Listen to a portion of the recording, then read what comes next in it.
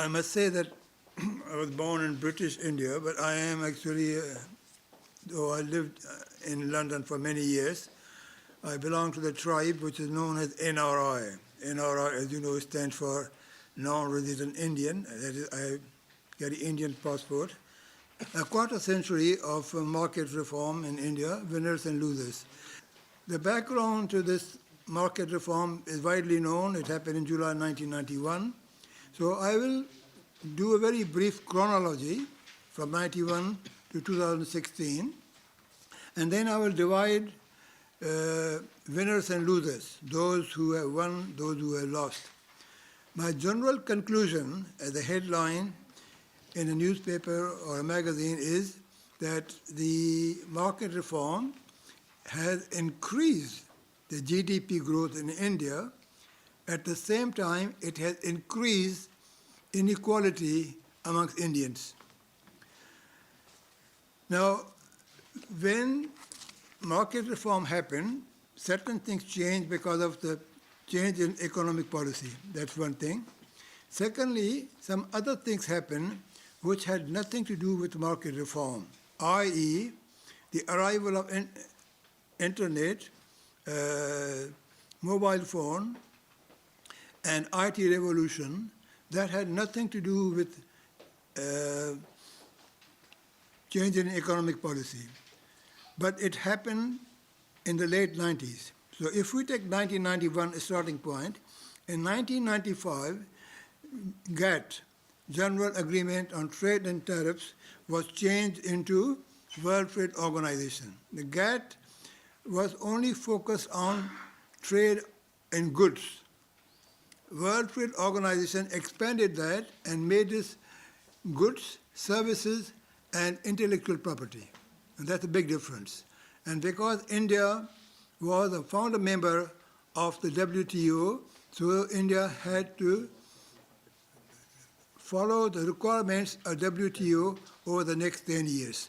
And much of that happened when Mr. Vajpayee was the Prime Minister. And in that sense, there is no difference between the two major political parties, Congress Party or the BJP. Both of them are believe in this market reform.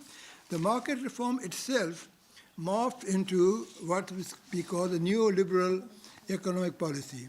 The neoliberal economic policy was the brainchild of the IMF, International Monetary Fund, and the World Bank. And if you combine all that, if you call it neoliberal economic policy, then it has these 6 elements. What it requires is that it's a neoliberal economic policy of economic development is a compendium of economic liberalization, privatization, and opening up to the world, and it requires the government to reduce the state's role in the economy, cut state spending and subsidies, abolish price controls, privatize public undertakings, reduce tariffs, welcome foreign direct investment, and regulate the financial sector lightly. So all these 6 elements put together form the neoliberal policy, and that has become basically the model for economic development from the 1990s. Now, in terms of winners and losers, now the IMF said to the Indian government, Mr. Roy government, Narasimha Roy, that your budget deficit is 8.2% of GDP. You must bring it down. And in order to reduce that, the Roy government cut down on investment in the agriculture rural areas. They cut down on irrigation, they cut down on water control, water resources, road building, and so on and so forth, in order to reduce the budget deficit. And that hurt the agriculture. So agriculture was the main loser because of the economic policy. Now, one has to accept the fact that India is essentially an agrarian society. 70% of Indians live in villages, and more than half of India's 496 million people work in agriculture. But they only produce 14 to 15% of GDP. That means the agriculture productivity is very low. Now, if those people who are the majority of the population, if they suffered, why did they not express their dissatisfaction through democratic means of electoral politics? I mean, we can see now what happened in Britain, Brexit. We have seen what's happened in America. Because of globalization, the manufacturing in America went down, the Rust Belt, and so those people went all the way for Trump, and they expressed that. Now, the same thing in Brexit, also there was a feeling that those people got left behind globalization, and they again voted to get out of the European Union because they blame the European Union for globalization and so on. So why did it not happen? I think that is a key question to ask, which is quite simply, and I speak this from my personal experience, because for my book, I have been to villages, I've talked to people. See, there is a disjunction between power and population. 70% people live in villages, but their input into politics is very low, because day-to-day politics is determined in towns and cities, and so they don't have much. The only time villagers come into any focus is at the time of elections. If there is a local MLA, he wants to get re-elected, he will come around and say, oh, yes, I'll make sure the road is repaired, or a new road is built here and there, you see. And then once that is done, then the MLA will disappear again after 5 years. So you see, that means only electoral times these things happen, but otherwise, everyday politics, the village people have no input, and that is their weakness. That's one. Secondly, whether if you're talking of, say, advanced economy or long-established democracy like America or Britain, there's a clear-cut economic factor. People can see things in economic terms. But if you apply this to Indian situation, the economic factor gets fractured into identity politics, in terms of caste, in terms of religion, and so on, so that people are not able to see that, oh, see, everybody is getting hurt because of the change in economic policy, so we go for one. You start thinking, which party will help my caste or sub-caste or my religion and so on. See, and that, again, works against those people. And in terms of, but even if one were to divide winners and losers, winners are large towns and cities. They are expanding. They are doing quite well. And there's increased urbanization. Real estate is going on. And the villages which are near these urban centers, they are doing very well. So the farther away a village is from a city or a town, it's doing badly. Why is it that way? Because as there's a need to urbanization spreads, then the earlier agricultural land is transformed into residential and commercial property. Therefore, the price of the land goes up. Those peasants, they get a lot of cash for it, etc., etc. What they do with it is another point, which I will get to later on when I do a little bit about the electoral politics. So I have therefore now covered the idea of, in terms of chronology, and those who are winners, that means basically, in a brief conclusion, those who were well off before 1991, they have improved their living standard, but those who were lagging behind in the pre-reform period, or either at the same stage or they have lost out. You see, that's the basic thing, summary of what's happened so far. Now, when it comes to, I can actually give you the, bring the point in terms of how much the agriculture and the peasants have suffered, how they have gone down, by giving you some few figures. Now, if you take the question of, again, when it comes to village, when it comes to land ownership, there are 4 different classes of land ownership. First, you have a landless agricultural worker who has no land at all. You have marginal peasant, then you have a middle peasant, then you have rich peasant. And if at all any peasant has any impact on the government, it's the rich peasant. And so if you take the lower peasant, and especially agricultural, landless agricultural peasant or worker has suffered immensely.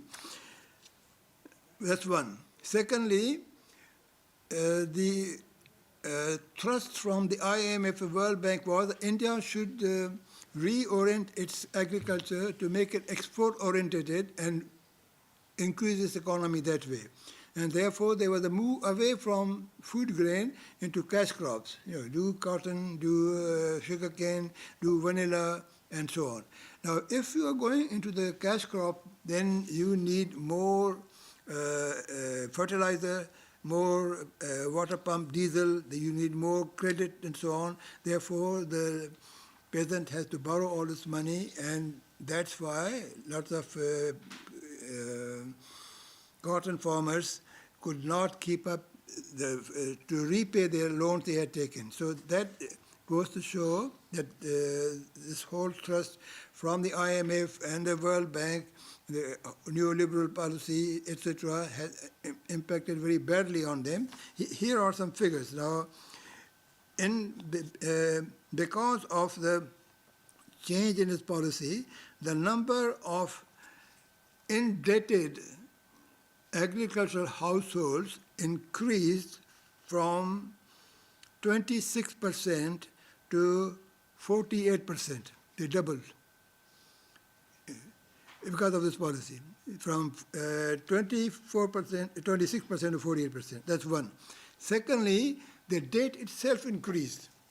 So the ratio of the debt to the assets that they had also went up from 1.6.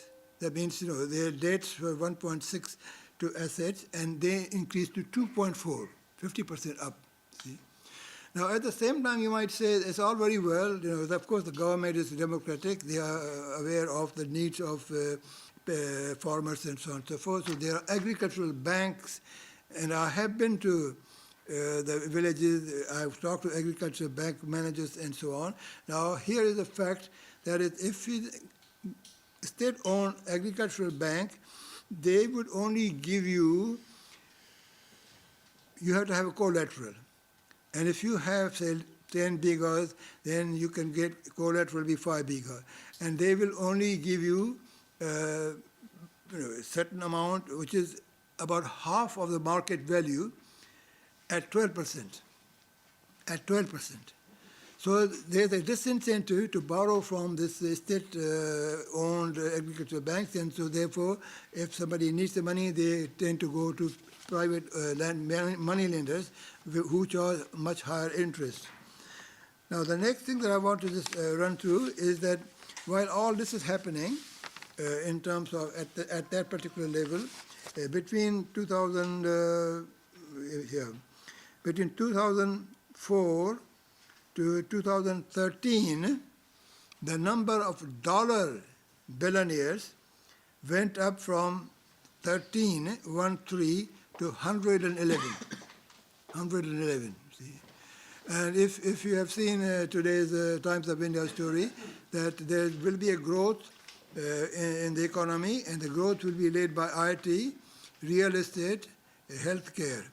It doesn't say the growth will be helped by increase in agricultural productivity. That is not being done, you see. Now, the actual supply of food grain per capita before this reform was 522 grams, and after the reform it's gone to 430 grams. So that is per capita.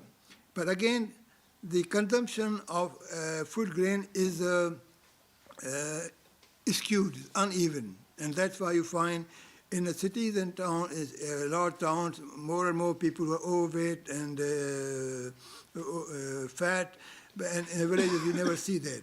So the whole thing about economic development, the growth and the wealth because of the reform, the redistribution has been very uneven. Now, if you see that, then you can see that there is a very, very large number of poor people. If you follow the national sample survey, which is done every year, if the government says that poverty, people are getting out of, rising above poverty level by 1% every year, that's one thing. And then you look at these figures, they don't tally. These two figures don't come together. So one has to be very careful about how these figures are bandied about, see? That's one thing. Now, next thing that I want to touch on, which is very important, ultimately, you see, we're talking about democracy, and I say it's because of democratic system, there has to be a correction. And the democratic system, the cornerstone of any democratic system are elections. Now, everybody knows that electoral politics has become very, very corrupt. There is no dispute about it. And then, of course, we find that, instead of somebody giving 20,000 rupees, if they gave 2,000 rupees, then that should be noted by the political party. I think some of this is quite honestly scratching the surface.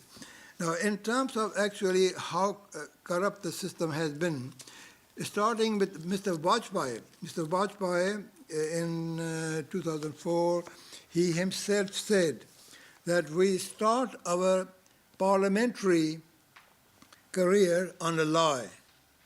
That is, we lie about how much we spent on our election campaign. See? So I think now the amount of, now the two things are interrelated. I think, as I said earlier, that if you are in a village where you are next to a town or a city, the value of the property of the land goes up.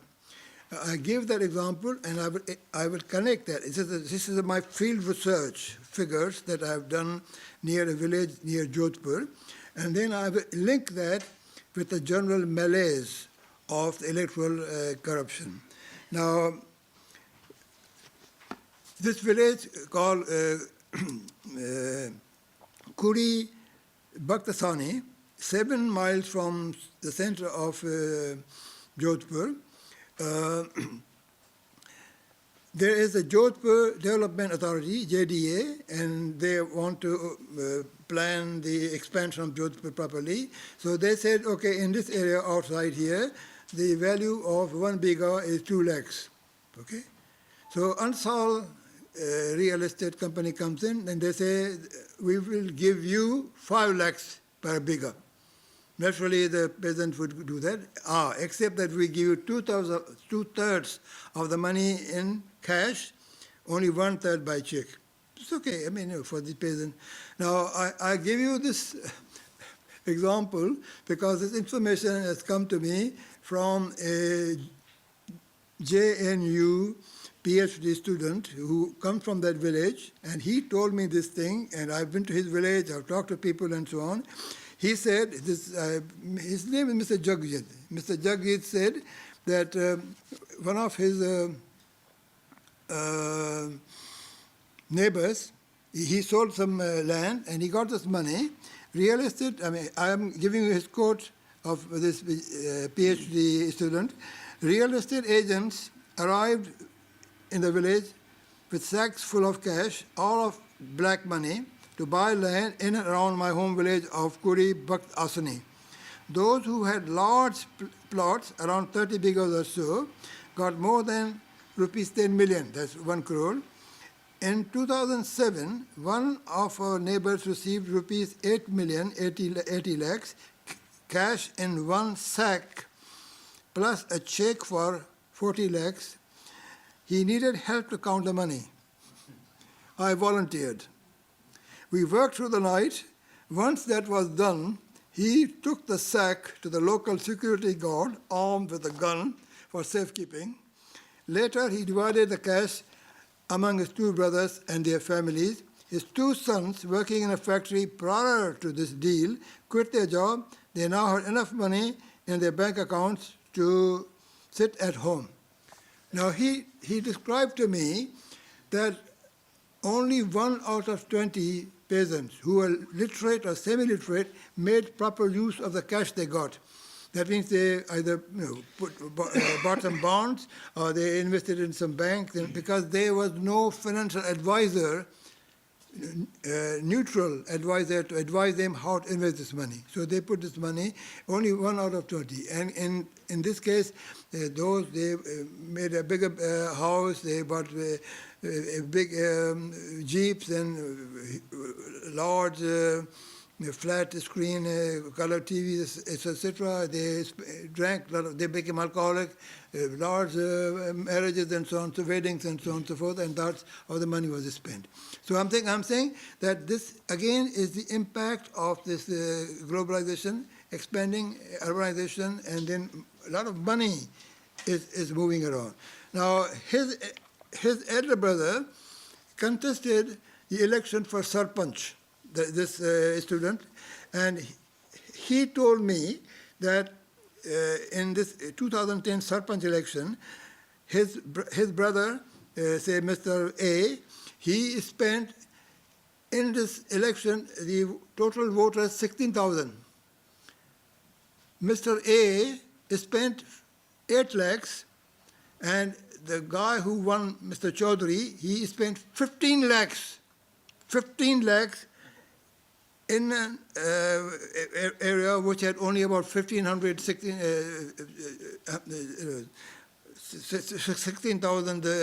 voters. There's 5 villages, okay?